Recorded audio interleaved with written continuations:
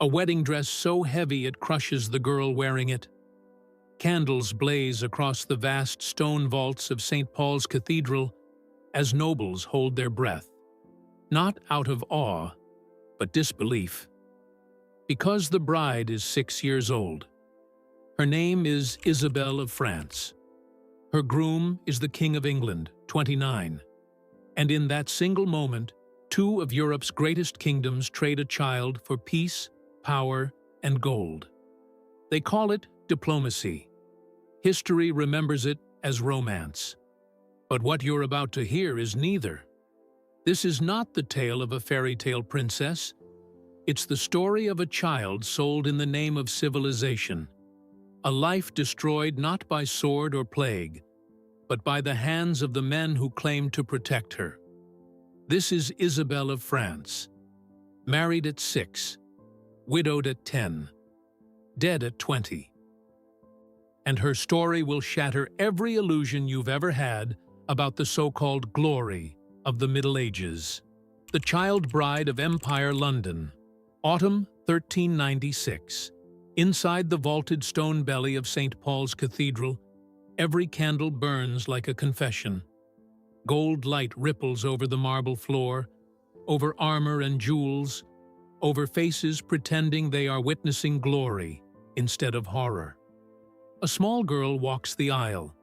Her name is Isabelle of France, barely 6 years old. The wedding dress swallows her, brocade heavy with pearls and cloth of gold meant for a grown woman. Each step is a struggle, a stumble disguised as grace.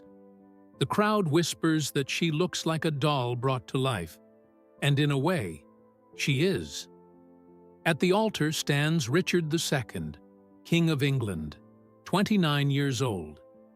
His crown glints in the candlelight, but his eyes are calculating, not loving. Between them lies a contract worth hundreds of thousands of livres and 30 years of fragile peace.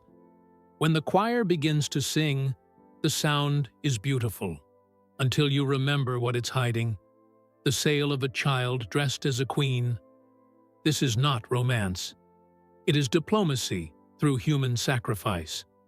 The girl who can barely lift her train is about to become England's newest monarch, and the price is her childhood, born into madness.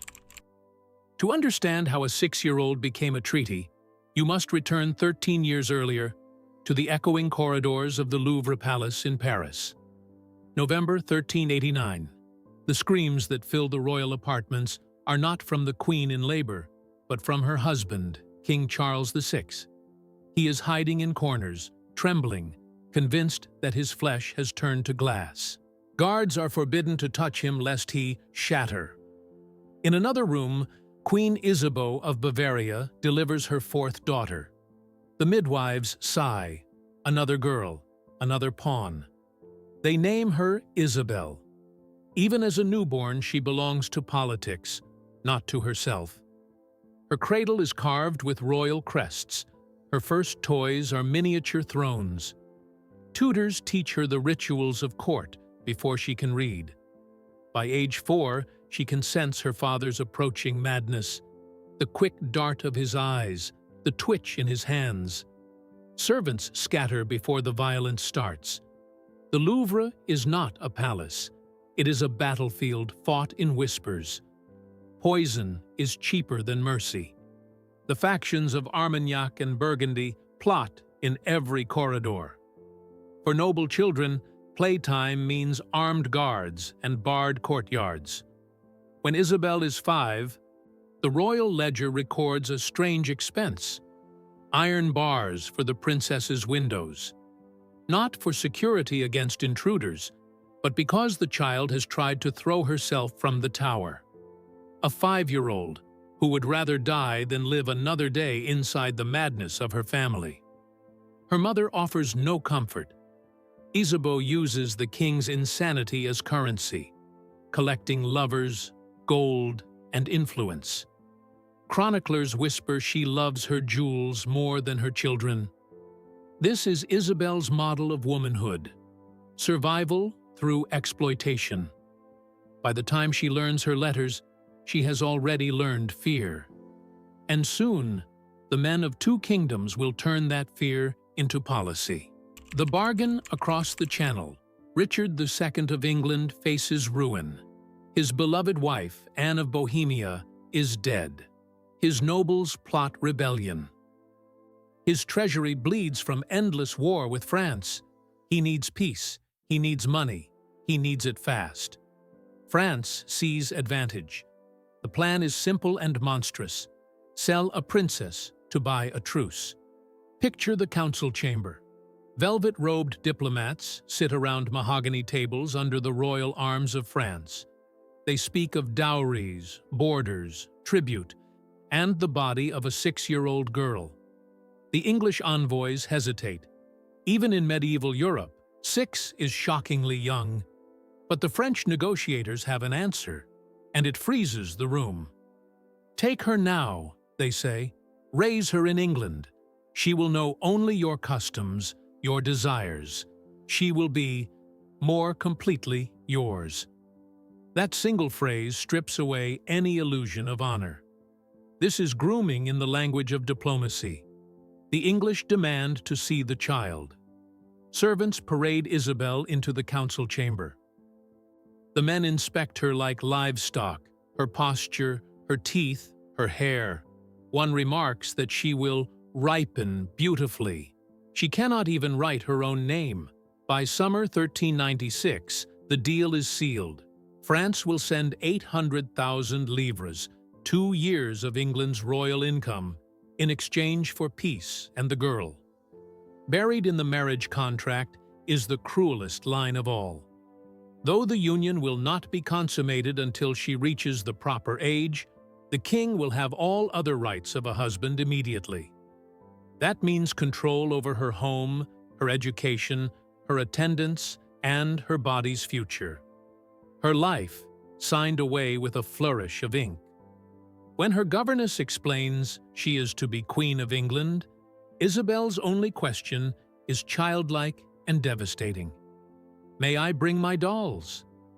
In that moment, Europe's most powerful monarchies reveal their true face. Not majesty, not civilization, but commerce. The Ceremony of Horror, October 1396. The city of London hums like a hive. Bells ring, banners snap in the cold wind, and streets swarm with onlookers who believe they are witnessing glory. In truth, they are witnessing the public packaging of a child. Inside St. Paul's Cathedral, gold leaf gleams on every surface. The air is thick with incense. Even breathing feels ceremonial. At the altar stands King Richard II, elegant, perfumed, armored in jewels and political calculation. The bride approaches, barely tall enough to reach his knee. Witnesses gasp.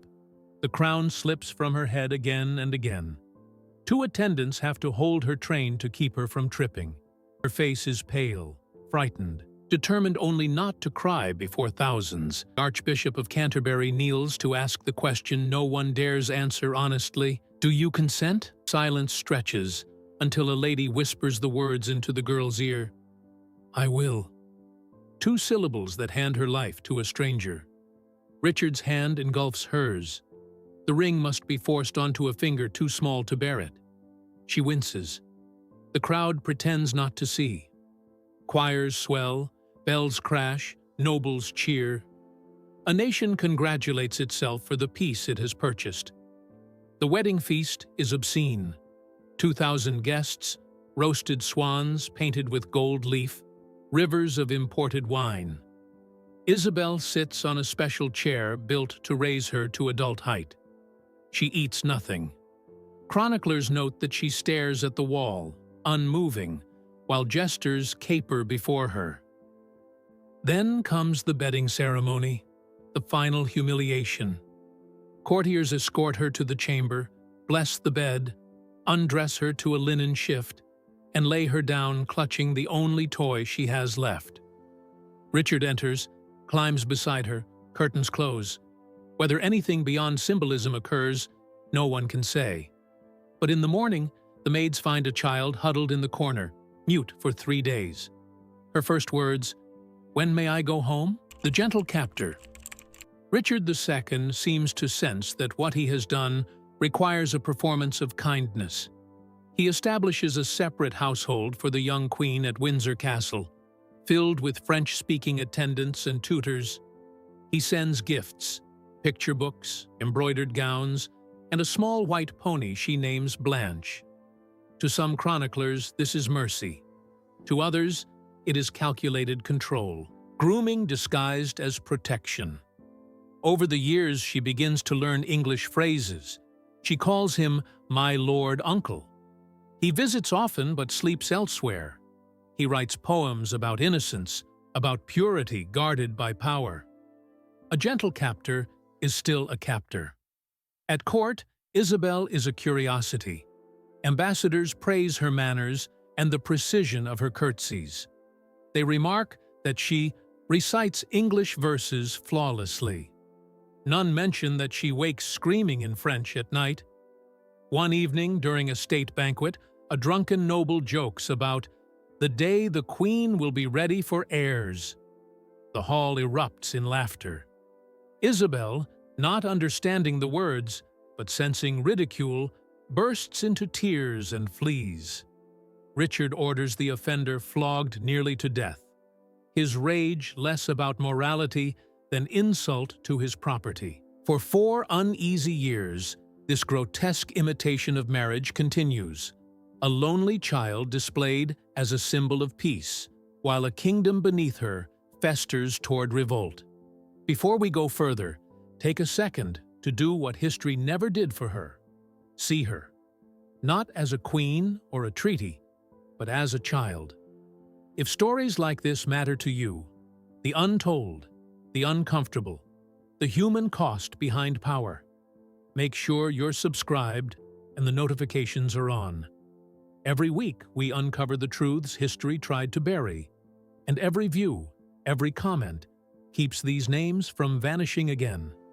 Now, back to Isabelle, because her nightmare was only halfway through. The fall of the king, 1399. England is collapsing under Richard's rule. His paranoia has grown lethal. Executions multiply, nobles vanish, taxes soar. Among the dispossessed is Henry Bolingbroke, who returns from exile with an army and a promise of stability. The tide turns instantly. Richard's allies defect, his castles fall, and by August he is a prisoner in his own realm. The same crowds that once cheered his wedding now cheer his capture. For 10-year-old Isabelle, the change is incomprehensible. Yesterday, she was queen. Today, she is a widow in all but name. Richard is locked in Pontefract Castle, where months later he dies, starved or murdered. Accounts differ. She is not allowed to see him, not even to pray over his body. The new king, Henry IV, faces an inconvenient fact. The little French girl is still legally Queen of England. Returning her dowry would bankrupt the crown. Keeping her risks angering France. The solution is elegant cruelty. House her in honorable custody.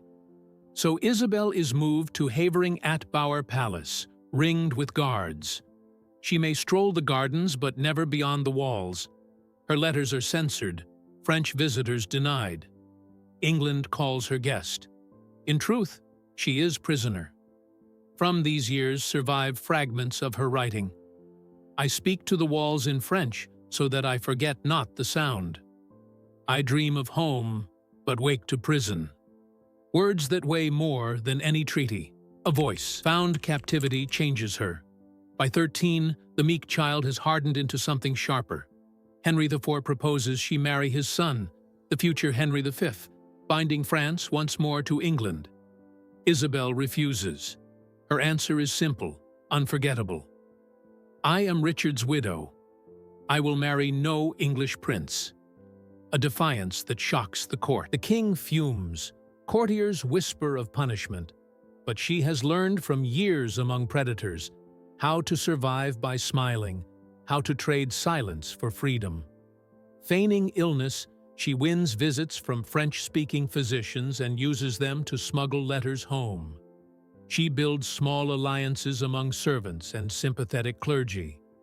This is not rebellion with swords, but with ink and patience.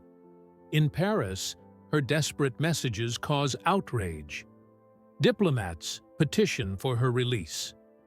The process drags for years until, in a rare moment of clarity, her father, Charles VI, suddenly remembers the daughter he sold. He demands her return with the fury of a man half sane. The French court, startled into action, finally listens to its mad king, return to a broken home. 1401. 13-year-old Isabelle lands at Calais and steps again on French soil. The homecoming she dreamed of through all her prison nights dissolves into disappointment. Her father stares blankly. The madness has returned. Her mother, Isabeau of Bavaria, sees only diminished value. A queen once, now second-hand merchandise on the marriage market. France itself is tearing apart. The Armagnac-Burgundian War consumes the land. Still, the girl who survived 2 kings knows how to adapt. She keeps her composure, studies poetry, plays the courtly part. But courtiers note she rarely smiles and never sleeps without a candle burning. To repair alliances, Isabeau arranges a second marriage in 1406 to Charles, Duke of Orléans, a gentle poet close to her in age. Unlike her first husband, he writes her verses instead of treaties.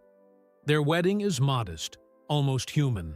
For the first time, Isabelle experiences something resembling love. Brief light, early grave. For 3 years, peace. Isabelle and Charles live quietly amid the storms of civil war. They read together, exchange poems, and speak openly of rebuilding France when the madness ends. In 1409, she gives birth to a daughter, Jeanne. Witnesses say she glows with joy, her laughter returning after a decade of silence. But childbirth ravages the body that politics had already broken. Fevers follow. Bleeding will not stop. Physicians, men who failed her father, fail her again. At 20, Isabelle knows she is dying. She asks to hold her baby once more. They place the infant in her arms. She whispers a few words no one catches. Then, she is gone. The chroniclers dedicate 3 lines to her death: cold notes on inheritance and dowry. No mention of the child who asked to bring her dolls. The real Middle Ages. Isabelle of France was not slain in battle, nor poisoned in intrigue. She was destroyed slowly by the machinery of civilization that called itself holy and just. Her childhood was murdered at 6, her freedom at 10, her hope at 13, and finally, her body at 20. When modern minds romanticize knights and chivalry, remember the 6-year-old forced to the altar beneath a crown too heavy for her skull. When someone sighs about simpler times, remember treaties that used children as collateral. The archives still hold the evidence. Contracts describing ownership of a child. Financial ledgers listing the cost of her dowry. Letters begging to come home. Medical notes on the body that never healed. She stands for all the nameless girls who never made it into those ledgers. The horror of the medieval world is not its monsters or ghosts.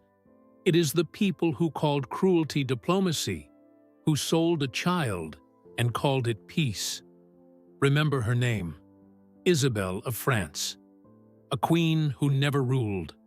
A woman who never lived for herself. A child who deserved protection and received history instead. When people speak of the Middle Ages, they talk of knights and castles, banners and bravery. But the truth is written in smaller, crueler letters. It's written in the contract that sold a 6-year-old as a queen.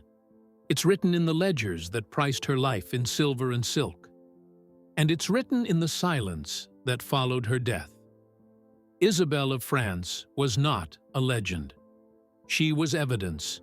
Proof of what happens when power replaces empathy, when politics devours innocence. Her story isn't rare. It's simply one of the few that survived. Hundreds of girls were bartered the same way, their names lost, their pain forgotten because it served no purpose in history's triumphs. Every time someone romanticizes chivalry, remember the child who asked if she could bring her dolls to her wedding. Every time someone sighs over royal duty, remember the queen who died before she ever lived for herself. She was 6 when her childhood ended, 10 when her freedom vanished, 13 when she stopped believing rescue would come, 20 when her heart finally gave out. Her grave calls her Queen of England, Duchess of Orléans. It should call her what she truly was, a child sacrificed to peace. And if her story haunts you, let it.